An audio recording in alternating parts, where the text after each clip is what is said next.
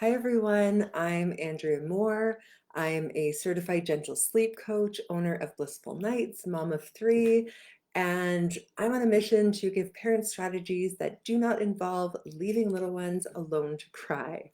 So I saw a great question pop up today within the Gentle Sleep Solutions for Babies and Children Facebook group. Is it possible to continue breastfeeding and co-sleeping, but sleep train in a sense to get more sleep? Their little one is turning 1 in the next week, took first steps last night. That's a huge milestone.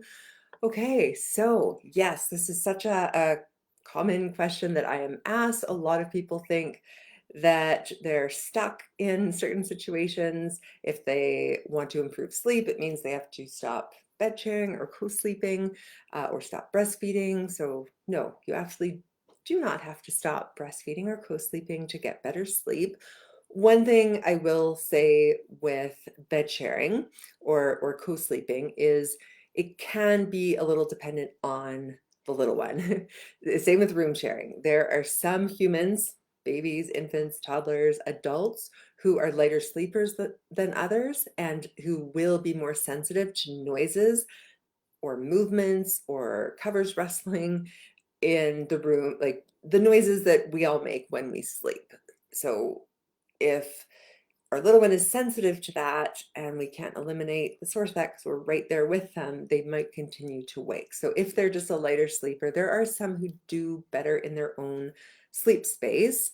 The other factor to consider with bed sharing, especially when a little one gains more motor skills, is that we want to make sure that they're safe. That once they're mobile, I don't expect them to, just lay in the bed, parent leaves the room, they fall asleep. When their bodies can move, they're going to move.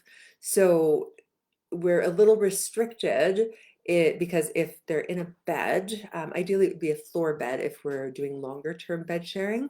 But if they're in a raised bed, that means the parent has to stay there. And if baby goes to bed at 7 o'clock, 6 o'clock, whatever their bedtime is, that's kind of an early bedtime for us.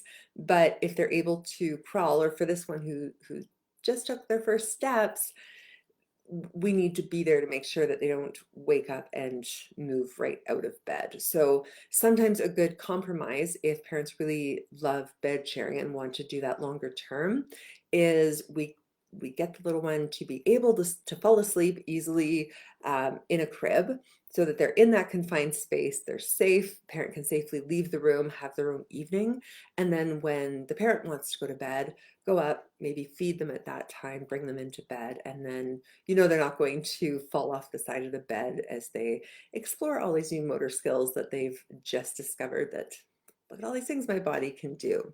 So yes, absolutely. We can work with either scenario, sleeping in a crib, sleeping in a bed.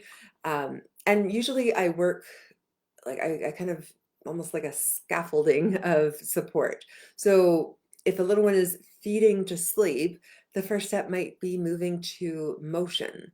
So it's still a super high level of support, but not the highest level. So still a bit of a challenge, but in the grand scheme of things, it could go wrong in a little one's world, being rocked and cuddled to sleep instead of nursed to sleep. It's okay to ask them that. And there are even gentler ways to make that step, but it's fair to ask them to do that. This is where we're asking for the compromise. Mom's sleep is important too. I'm the one who needs to have energy and patience to take care of you throughout the daytime or to work. So it's okay to find that middle zone of meeting their needs and also meeting our own. After we get to motion, we might move from motion to still. Usually the next step after that would be still in arms to falling asleep on a flat surface.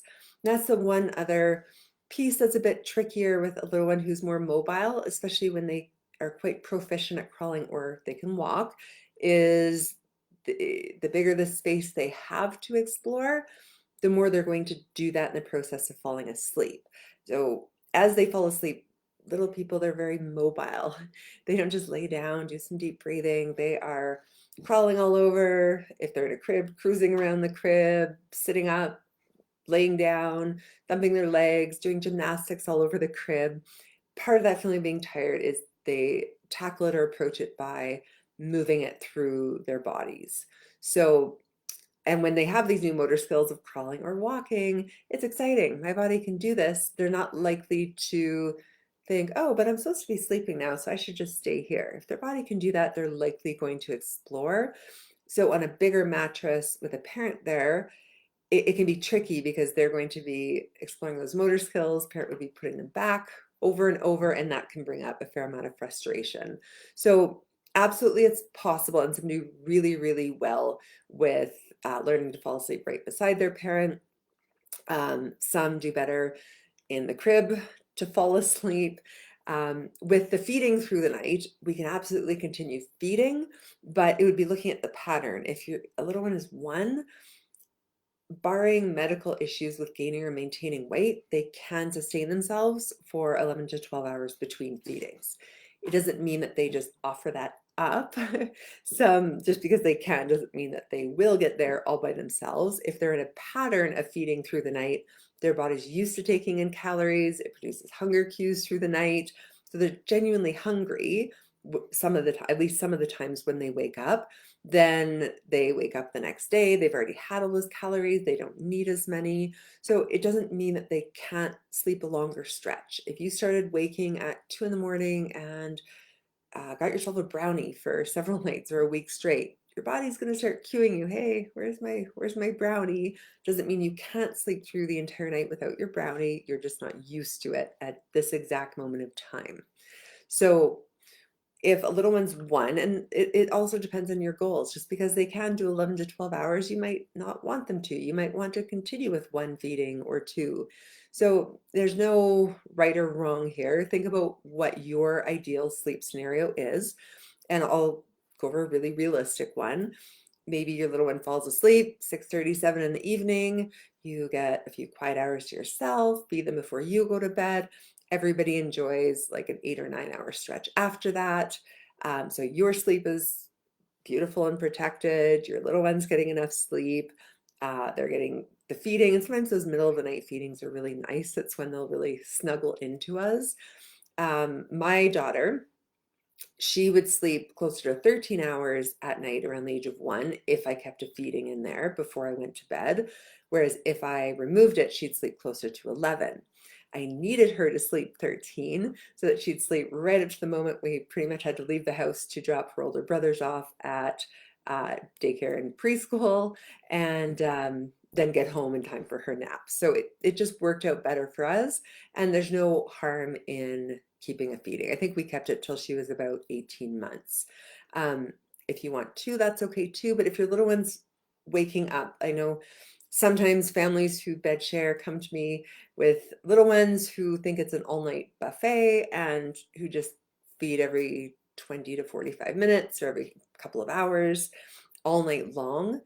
That's a bit excessive at the need of, or at the age of 1. We don't, and this is where we want to look at our own mental, physical well-being too. If our sleep is that disturbed, it's going to start having a negative impact on us. And that can look like depression. The symptoms of postpartum depression and postpartum anxiety are almost identical to the symptoms of extreme sleep deprivation.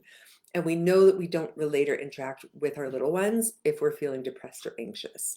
And that impacts their development and their mental health. So the parental mental health and physical health is so important too.